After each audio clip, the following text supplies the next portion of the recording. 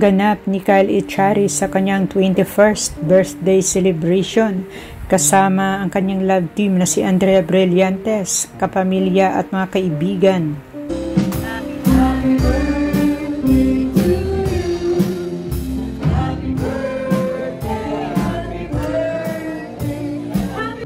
Emosyonal naman si Kyle Echari habang kinakantahan ito ng happy birthday ng kanyang mga bisita.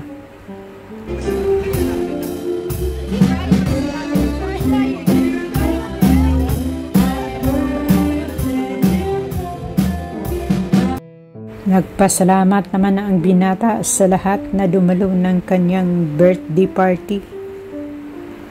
Sa lahat ko naman dito ngayon, thanks for making me feel your love.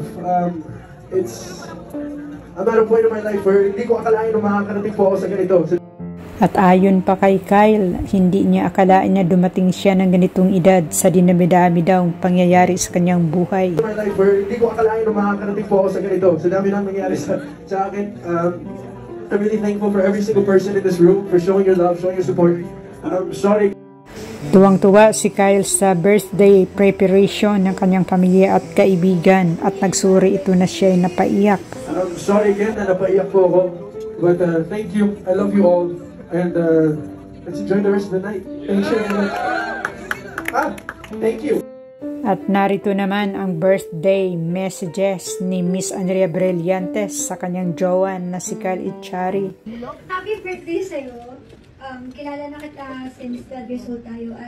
At sa mga hindi na nakakaalam, actually, isa sa first memories ko with Kyle is Dagdag pa ni Miss Andrea Brillantes, dati daw ay magkalaban sila ni Kyle Echari sa mga TV shows. Magkalaban kami sa Showtime.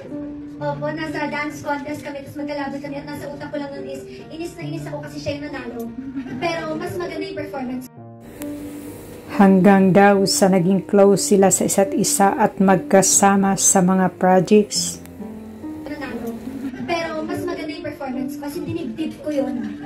Dinibdib ko talaga yun. Pero mas naging close kami nung... Narito ang photoshoots ng magjowa pagkatapos ng birthday party.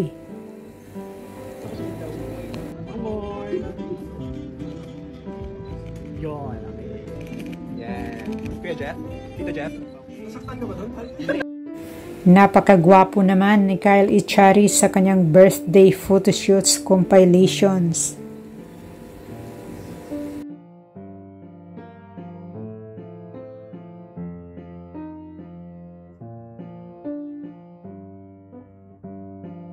At nagpasabog naman si Kyle Echari. Kumanta ito para sa kanyang mga bisita.